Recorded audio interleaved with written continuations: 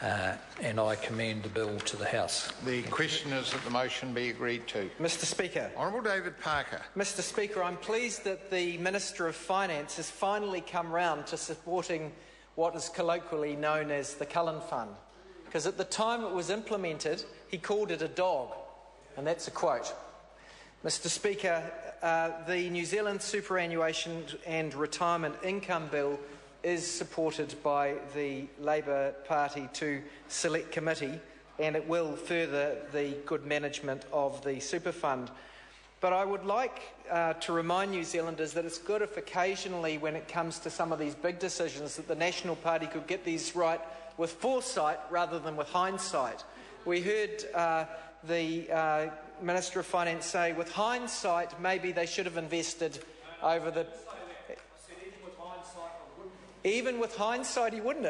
With hindsight, he wouldn't take the gains either. That's even more stupid. My goodness, Mr Speaker. I didn't think I heard him right when he said that the first time. Mr Speaker, the reason the New Zealand Super Fund has done very well recently is that actually sovereign funds can take a very long-term perspective, and they can invest in a counter-cyclical manner in a way that a lot of other funds can't. A lot of other funds, when things are going down in share markets, have rules that say they've actually got to reduce their weighting to a particular share market because they have to run their fund in a way that's proportionate to different size asset classes. A sovereign wealth fund like this super fund can take a counter-cyclical view and say, actually, this is the time when some of this lemming-like behaviour where everyone follows each other off a cliff is actually wrong, and they can take a long-term view and go in the opposite direction. Sometimes, Mr Speaker, I would like the Minister of Finance to manage these Crown assets with foresight a bit better. Solid Energy. You know, there are lots of those movies, Honey, I Shrunk the Kids. The next sequel was probably going to be, Honey, I Shrunk Another Government SOE. I ruined it. Now, what happened with Solid Energy was that the Minister of Finance and the Minister of State-Owned Enterprise and the Minister of Energy collaborated to ruin it. They turned Solid Energy from an award-winning, profitable company into a dog. They ruined it. They told them, in the face of a rising concern about, you know, the importance of environmental emissions like carbon, in the face of everyone except Don Elder and the National Party and Jerry Brownlee knowing that there wasn't any near-term future in lignite to liquids, they were developing their lignite plans. The Minister of Finance, Bill English, because it was in his own electorate, proudly stood on the end of a spade, turning the first sod from a lignite briquette plant. That was also a dog. This is the same Minister of Finance who wrote to them and said, when Jerry Brownlee was saying, expand please, we love coal, Sexy Coal Brownlee was the self-entitled video that Jerry Brownlee had the audacity to put up on his own website prior to the 2008 election. So they encouraged Solid Energy to expand. They then wrote to Solid Energy and say, please take on more debt on your balance sheet. Mr Palmer came to the chair of the company at the time, came back and said, this is not prudent to carry these high levels of debt.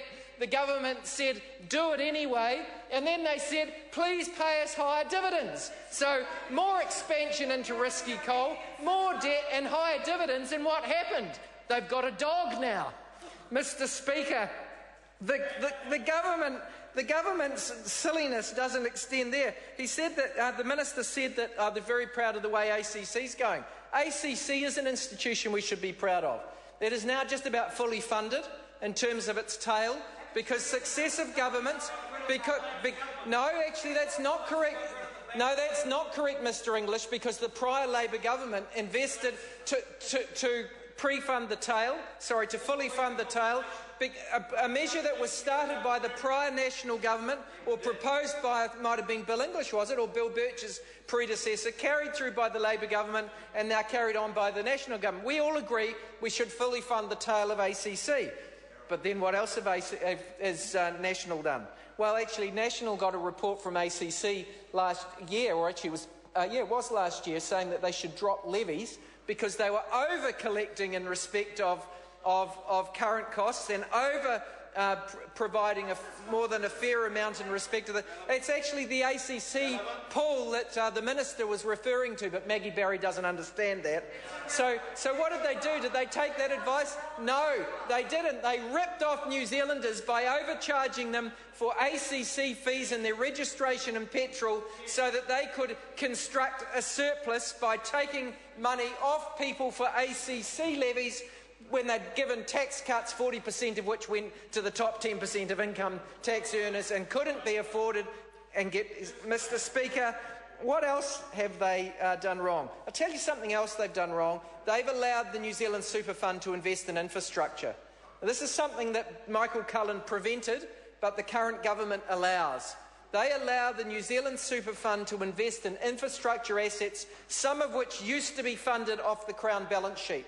Things like public-private partnerships that this government's keen on in schools or in respect of some roading projects. Now, what's the effect of that in the future? In the old days, that would have been funded off the Crown balance sheet.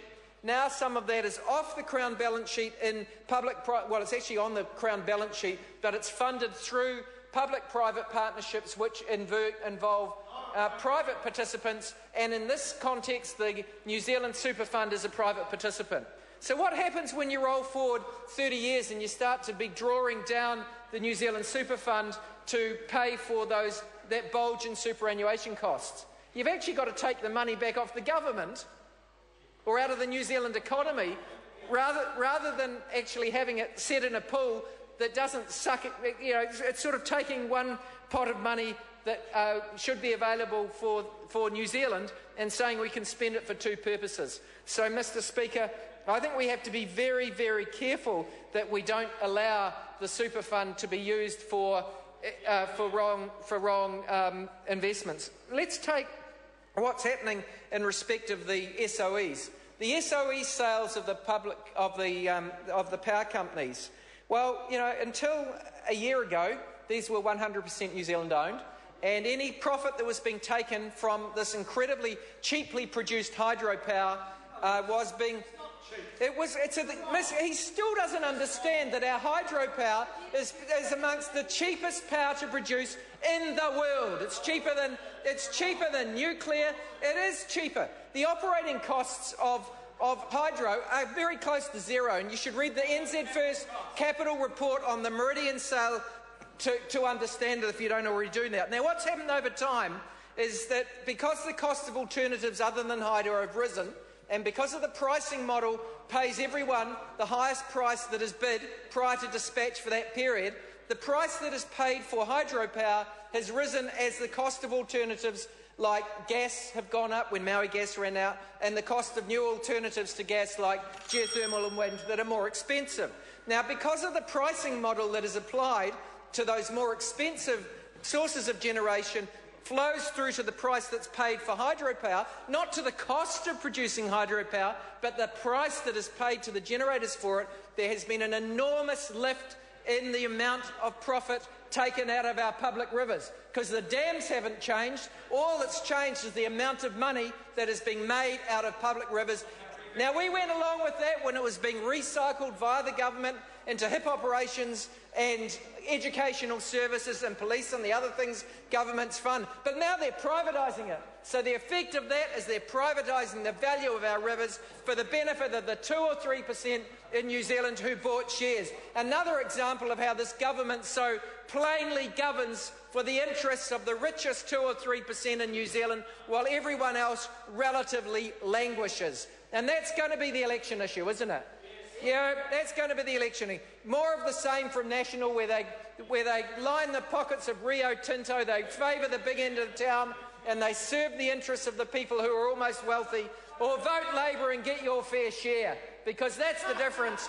That's right, that's the difference. 40% of the income tax to the top 10% won't tax capital gains. $600 million of subsidies to the irrigation schemes, while they don't even pay for the public water that they use to irrigate and lift their capital values. Mr. Speaker, this legislation is good legislation. It's good to see that the Minister finally realises that he was wrong to impose the New Zealand Superannuation Fund in the first place. It's an institution that was created by Labor, and we remain proud of it.